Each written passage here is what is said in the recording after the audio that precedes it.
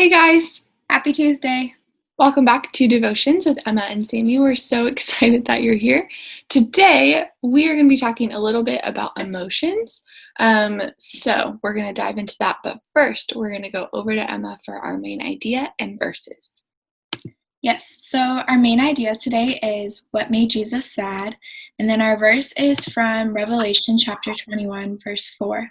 He will wipe every tear from their eyes, and there will be no more death or sorrow or crying or pain. All these things are gone forever. And that's our verse. Over to you, Sammy. Yes, thank you, Emma.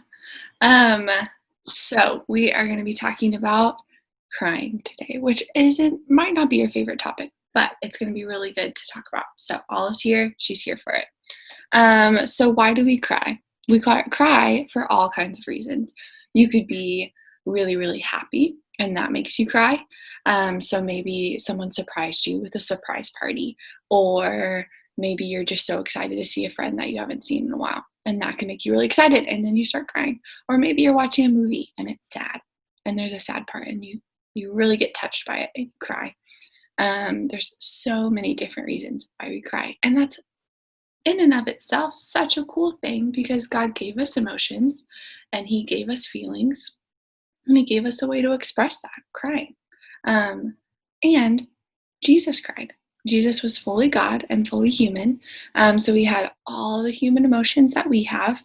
And He experienced a lot of the things that we experience that make us cry. He experienced the same things. So today we're going to be talking about a story of a man named Lazarus. So we hear a lot of different stories about Jesus and Mary and Martha. Mary had a brother whose name was Lazarus. So when Jesus comes to the scene that we're talking about today, Lazarus has just passed away. And he gets there, and Mary and Martha are so overcome with grief, and they're so sad, and they're crying. And Jesus starts to cry with them, which is confusing because Jesus soon, thank you, welcome. Jesus soon raises Lazarus from the dead, and he knows that he's going to do that. So why would he still be sad? But Jesus, hey, let's talk about Jesus. So Jesus was so overcome by the emotions of his friends that he too felt these emotions. But what's important in this story is that there was still hope. Jesus knew that he was going to raise Lazarus from the dead. So he held on to that hope even while he was grieving with his friends. So that's something that we need to remember as well.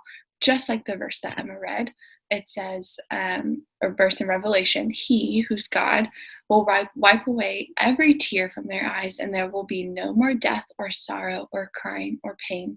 All these things are gone forever. So there's going to be a time when all of the things that make us sad will no longer make us sad.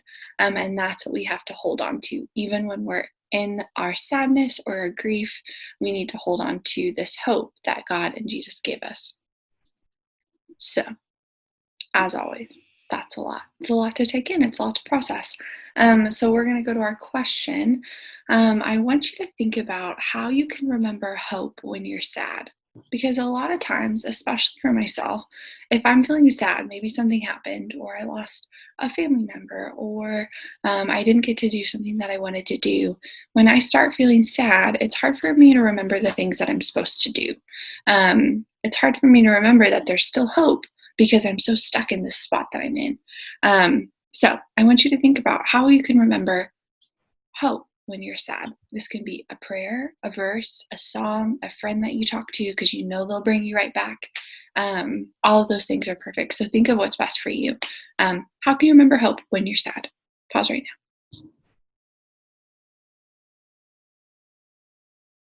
now. All right. Thank you so much for taking the time to talk about all these emotions with us today. To wrap up our devotion, we are going to go over to Emma for our invitation. So today is National Donald Duck Day. So to celebrate, we want to invite you guys to watch a short film called The Wise Little Hen. It's about 8 minutes long, and it came out in 1934. This film is significant because it's Donald Duck's very first film ever. The link to the video is in the description box below, and we hope you enjoy. Have a great rest of your day, guys. Bye.